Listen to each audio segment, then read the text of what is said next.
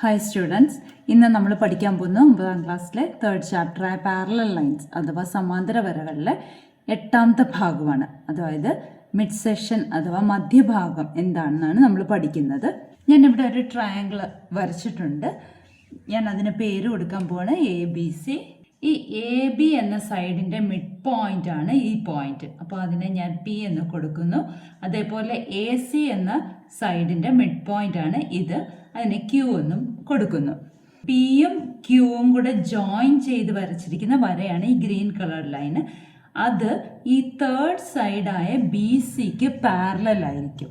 ABയുടെ മധ്യബിന്ദുവാണ് P, ACയുടെ മധ്യബിന്ദുവാണ് Q. ഈ Pയും Qവും കൂടെ യോജിപ്പിച്ച് വരച്ചിരിക്കുന്ന വരയാണ് ഈ പച്ച വര. ആ PQ ഈ 3ാമത്തെ വശമായ BCക്ക് സമാന്തരമായിരിക്കും. അപ്പം ഇതാണ് 1ാമത്തെ പോയിന്റ്. P ABയുടെ മിഡ് പോയിന്റ് ആണ്, Q ACയുടെ മിഡ് പോയിന്റ് ആണെങ്കിൽ ഈസ് പാരലൽ ടു BC. 2ാമത്തെ പോയിന്റ് P ഒരു മിഡ് പോയിന്റ് ആണ്, ABയുടെ മിഡ് പോയിന്റ് ആണ് P. ഈ BC 3ാമത്തെ സൈഡായ BCക്ക് പാരലലായിട്ട് PL കൂടെ ഒരു വര വരച്ചാൽ അത് ACയുടെ മിഡ് പോയിന്റ് ആയ QL കൂടെ പാസ് ചെയ്ത് പോകത്തുള്ളൂ.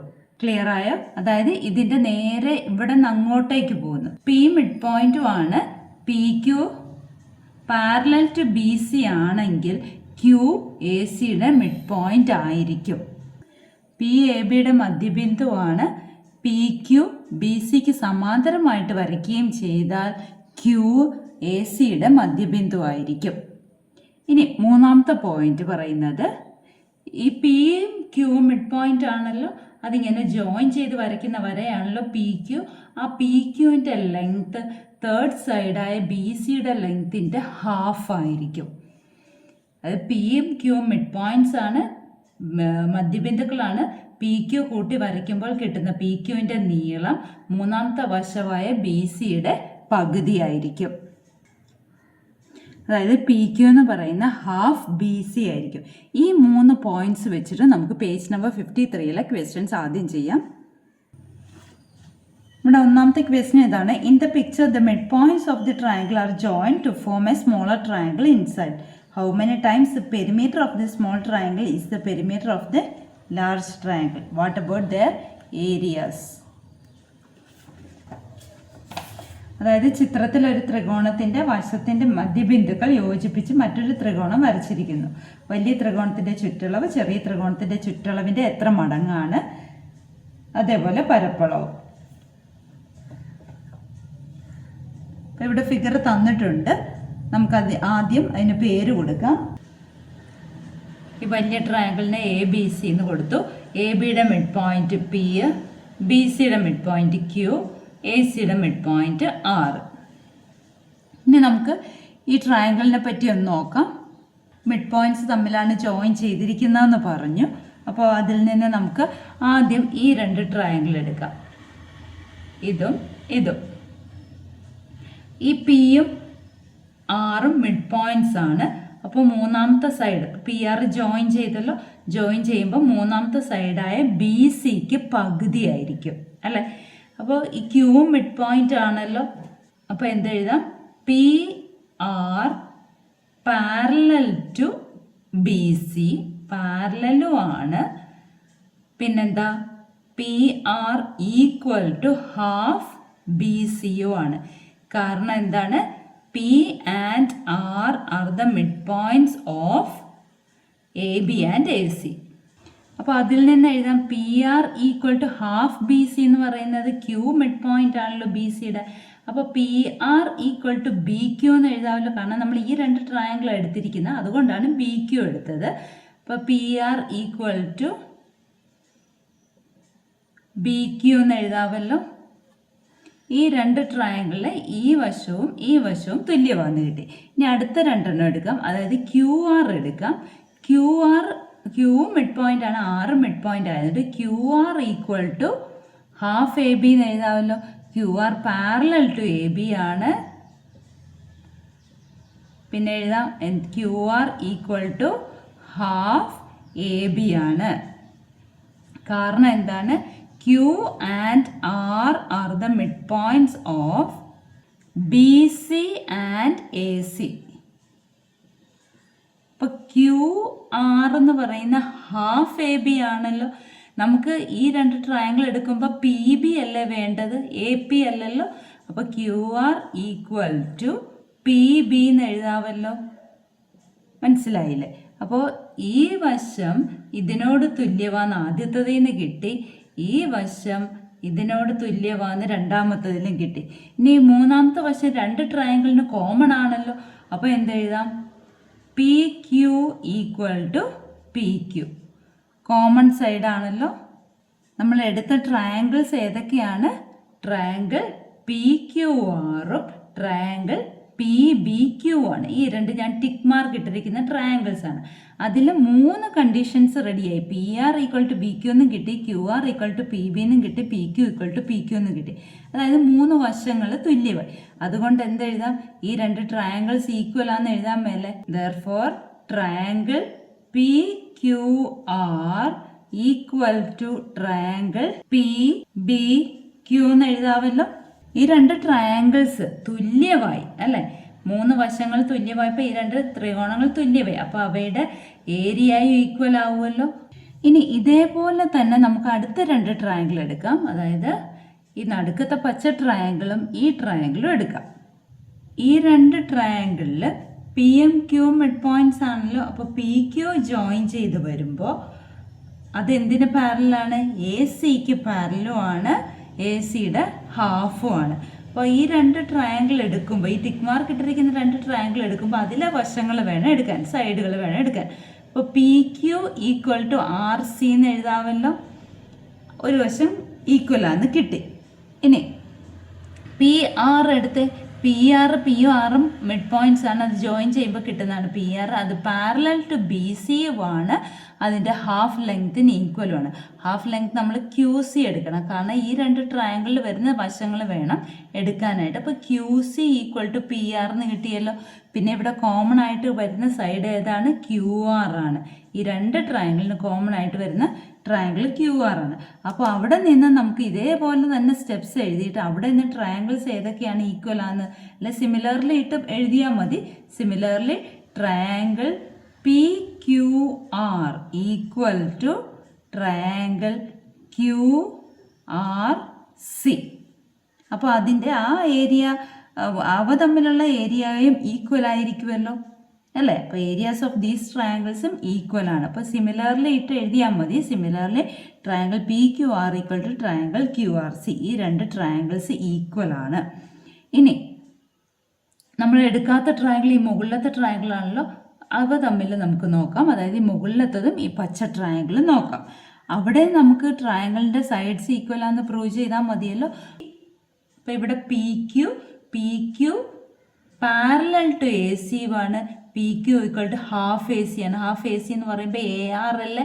അപ്പോൾ ആ രണ്ട് സൈഡ്സ് ഈക്വൽ ആയല്ലോ. ഇനി ഈ സൈഡ് എടുക്കാം. ക്യു ആർ എന്ന് പറയുന്ന ക്യൂവും ആറും മിഡ് പോയിന്റ്സ് ആയതുകൊണ്ട് അത് എ ബിക്ക് പാരലും ഹാഫ് ഓഫ് എ ബി ആണ്. ഹാഫ് ഓഫ് എ ബി എത്രയാണ്? A P. അപ്പോൾ ഈ ക്യു ആർ എന്ന സൈഡ് എ പി എന്ന സൈഡിനോട് ഈക്വൽ അല്ലേ? ഇനി പി ആർ കോമൺ അല്ലേ? രണ്ട് ട്രയാങ്കിളിനും പി ആർ കോമൺ അല്ലേ? അപ്പോൾ അവിടെ നിന്ന് കിട്ടുന്ന എന്ത് കിട്ടും? Similarly triangle P Q R equal to triangle A P R. അപ്പോൾ ഇവിടെ 4 ട്രയാങ്കിൾസ്, 4ൻ്റെയും ഏരിയ ഈക്വൽ ആണ്. കാരണം 4ഉം ഈക്വൽ ട്രയാങ്കിൾസ് ആണ്. നമുക്കിവിടെ ഒരെണ്ണത്തിൻ്റെ പ്രൂഫ് എഴുതി കാണിച്ചാൽ മതി, ബാക്കി സിമിലർലി ഇട്ട് എഴുതിയാൽ മതി. അപ്പോൾ ഈ 4 ട്രയാങ്കിൾസും ഈക്വൽ ആയതുകൊണ്ട് അവയുടെ ഏരിയാസും ഈക്വൽ ആയിരിക്കും.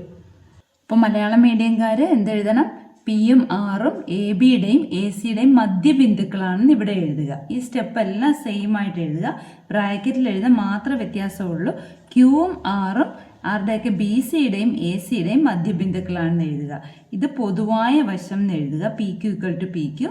ഇവിടെ അതുകൊണ്ട് പരപ്പളവുകൾ, ഈ ത്രികോണങ്ങളുടെ പരപ്പളവുകൾ തുല്യമായിരിക്കും എന്നെഴുതിയാൽ മതി. ഇനി നമുക്ക് ആദ്യം ചോദിച്ചിരിക്കുന്നത് ഈ ചെറിയ ട്രയാങ്കിളിൻ്റെ പെരിമീറ്റർ വലുതുമായിട്ട് എങ്ങനെയാണ് കണക്ട് ചെയ്തിരിക്കുന്നത് എന്നാണ് ചോദിച്ചിരിക്കുന്നത്. അപ്പോൾ ചുറ്റളവാണ് ആദ്യം ചോദിച്ചിരിക്കുന്നത്. അപ്പോൾ നമുക്കതൊന്ന് നോക്കാം. പെരിമീറ്റർ ഓഫ് സ്മോൾ ട്രയാങ്കിൾ, അതായത് ചെറിയ ത്രികോണത്തിന്റെ ചുറ്റളവാണ് വേണ്ടത്. ചുറ്റളവ് എന്ന് പറയുമ്പോൾ ചുറ്റുമുള്ള അളവുകൾ കൂട്ടുക. അതായത് P Q plus Q R plus P R അല്ലേ. നമ്മൾ നേരത്തെ കണ്ടു പി ക്യു എന്ന് പറയുന്ന ഹാഫ് എ സി ആണല്ലോ. Half A C plus Q R എന്ന് പറയുന്ന ഹാഫ് എ ബി ആണ്. Half A B plus P R എന്ന് പറയുന്ന ഹാഫ് ബി സി ആണ്. ഇവിടെ ഹാഫ് എല്ലായിടത്തും കോമൺ ആണല്ലോ, അപ്പോൾ ഹാഫ് പുറത്തെടുക്കാം. എന്നിട്ട് A C plus A B plus B C എന്ന് എഴുതാമല്ലോ. ഇനി ഈ A B plus B C plus A C order മാറ്റിയാലും കുഴപ്പമില്ല. A B plus B C plus A C, അതായത് ഈ വലിയ ട്രയാങ്കിളിൻ്റെ പെരിമീറ്റർ അല്ലേ അത്. അപ്പോൾ ഇതിനെ എങ്ങനെ എഴുതാം? Half perimeter of big triangle എന്ന് എഴുതാമല്ലോ. ഹാഫ് വലിയ ത്രികോണത്തിന്റെ ചുറ്റളവ് എന്ന് എഴുതാമല്ലോ. ഇനി വലിയ ത്രികോണത്തിന്റെ ചുറ്റളവാണ് നമ്മളോട് ചോദിച്ചിരിക്കുന്നത്. അപ്പോൾ ഈ ഹാഫ് കൊണ്ട് ഗുണിച്ചിരിക്കുന്നതിനെ അപ്പുറത്തേക്ക് കൊണ്ടുപോകുമ്പോൾ എന്താവും? അതായത് 2 കൊണ്ട് ഡിവൈഡ് ചെയ്തിരിക്കുന്നത്, ഇവിടെ ഡിവൈഡ് ചെയ്തിരിക്കുന്ന അപ്പുറത്തേക്ക് ക്രോസ് മൾട്ടിപ്ലൈ ചെയ്യുമ്പോൾ മൾട്ടിപ്ലിക്കേഷൻ ആവും അല്ലേ. അപ്പം നമുക്ക് എന്തെഴുതാം? Perimeter of big triangle equal to 2 times perimeter of small triangle. അതായത് വലിയ ത്രികോണത്തിൻ്റെ ചുറ്റളവ് സമം 2 ഗുണം ചെറിയ ത്രികോണത്തിൻ്റെ ചുറ്റളവ്.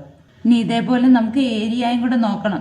നമ്മൾ പറഞ്ഞു ഇത് 4 എണ്ണത്തിൻ്റെയും ഏരിയ അഥവാ പരപ്പളവ് തുല്യമാണെന്ന് പറഞ്ഞു അല്ലേ. അപ്പം നമുക്ക് എന്തെഴുതാം? ഇത് 4 എണ്ണത്തിൻ്റെയും പരപ്പളവുകൾ ഏരിയ തുല്യമാണെന്ന് പറഞ്ഞുകൊണ്ട് area of big triangle equal to 4 times area of small triangle എന്ന് എഴുതാം. അല്ലെങ്കിൽ വലിയ ത്രികോണത്തിൻ്റെ പരപ്പളവ് സമം 4 ഗുണം ചെറിയ ത്രികോണത്തിൻ്റെ പരപ്പളവ്. മനസ്സിലായാലും ഇനി രണ്ടാമത്തെ ചോദ്യം ചെയ്യാം. സെക്കൻഡ് ക്വസ്റ്റ്യൻ ഇതാണ്. ഇവിടെ ഒരു ഫിഗർ തന്നിട്ടുണ്ട്. The first picture is that of A triangle cut out from A sheet of paper. The second one shows it with the small triangle in the middle joining the midpoints of the sides cut off from the larger triangle. The third picture shows such middle pieces cut off from each of the small triangles in the second picture. അപ്പോൾ ഇവിടെ ഒന്നാമത്തെ question ഇതാണ്. What fraction of the area of the paper in the first picture is the area of the paper in the second picture. രണ്ടാമത്തെ what about the third picture. അപ്പോൾ നമ്മൾ ഇവിടെ ആദ്യത്തെ paper cutting ആണിത്. ഇതിൻ്റെ ഈ ട്രയാങ്കിളിൻ്റെ മിഡ് പോയിന്റ്സ് ജോയിൻ ചെയ്തപ്പോൾ അകത്തൊരു ട്രയാങ്കിൾ കിട്ടി. എന്നിട്ട് അകത്ത് നടുക്ക് കിട്ടിയ ആ ട്രയാങ്കിളിനെ കട്ട് ചെയ്ത് കളഞ്ഞു. അപ്പോൾ കിട്ടിയ 4 ട്രയാങ്കിൾ നമ്മൾ ഫസ്റ്റ് പ്രോബ്ലത്തിൽ നമ്മൾ പഠിച്ചു. 4 ട്രയാങ്കിളിൻ്റെ ഏരിയാസ് ഈക്വൽ ആണ് അല്ലേ. അപ്പോൾ ആകെ 4 പോർഷൻ ഉണ്ടായിരുന്നു. അതിനകത്ത് ഇപ്പോൾ പോർഷൻ എത്ര എണ്ണം ഉണ്ട്? 3 എണ്ണവേ ഉള്ളൂ. അപ്പോൾ ഫസ്റ്റ് ആൻസർ ഇതല്ലേ. മിഡ് പോയിന്റ്സ് മധ്യബിന്ദുക്കളെ യോജിപ്പിച്ച് കിട്ടിയ ട്രയാങ്കിളാണ്, ത്രികോണമാണ് ഈ നടുക്കത്തെ ത്രികോണം. ആ ത്രികോണം എന്ന് പറയുമ്പോൾ ഇവിടെ ഇപ്പം 4 ത്രികോണങ്ങൾ കിട്ടിയത് 4ൻ്റെയും പരപ്പളവുകൾ തുല്യമാണ്. നമ്മൾ കഴിഞ്ഞ ക്വസ്റ്റ്യനിൽ പഠിച്ചു. അപ്പോൾ ആകെ 4 എണ്ണത്തിൽ ഇപ്പോൾ എത്ര പീസേ ഉള്ളൂ? 3 പീസേ ഉള്ളൂ. അപ്പോൾ ഫ്രാക്ഷൻ അതാണല്ലോ ഭിന്ന രൂപത്തിൽ എഴുതുമ്പം 3/4. ഇവിടെ വീണ്ടും ഈ ട്രയാങ്കിളിലെ ഇപ്പോൾ ഇവിടുത്തെ മിഡ് പോയിന്റ് ഇതാണ്, ഇവിടെ ഇത് മിഡ് പോയിന്റ്, ഇത് മിഡ് പോയിന്റ്, ഈ 3 മിഡ് പോയിന്റ് കൂടെ യോജിപ്പിച്ചപ്പോൾ കിട്ടിയതാണ് ഈ കുഞ്ഞു ട്രയാങ്കിൾ.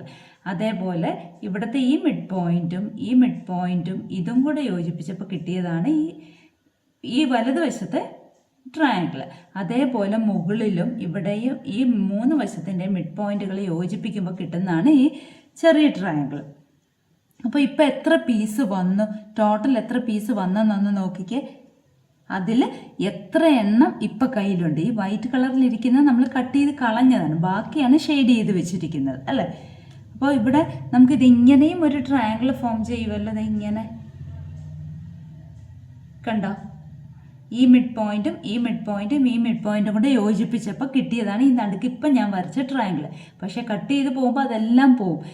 എന്തിനാണ് അങ്ങനെ വരച്ചതെന്ന് പറഞ്ഞാൽ നമ്മൾ ഫ്രാക്ഷൻ അഥവാ ഭിന്നസംഖ്യ രൂപത്തിൽ എഴുതുമ്പം എല്ലാത്തിനും ഒരേ ഷേപ്പായിരിക്കണം. ഇപ്പം ഇവിടെ നടുക്ക് വലിയ ഒരൊറ്റ ഇതേപോലെ തന്നെ ഇരുന്നാൽ നമ്മൾ അതിനെ മുറിച്ച് ചെറുതാക്കണം, ഒരേ വലിപ്പത്തിലാക്കണം. അതിനുവേണ്ടിയാണ് ഈ മിഡ് പോയിന്റ്സ് 3 കൂടെ യോജിപ്പിച്ചിട്ട് ഈ ഒരു ട്രയാങ്കിൾ വരച്ചത്. ഇപ്പം എത്ര പീസ് ഉണ്ടെന്നൊന്ന് നോക്കിക്കേ. ടോട്ടൽ 16 പീസുണ്ട്. ആ 16 പീസിൽ എത്ര എണ്ണം നമ്മുടെ കയ്യിൽ ബാക്കിയുണ്ട്, അതായത് ഷെയ്ഡ് ചെയ്തതുണ്ട്? 1 2 3 4 5 6 7 8 9.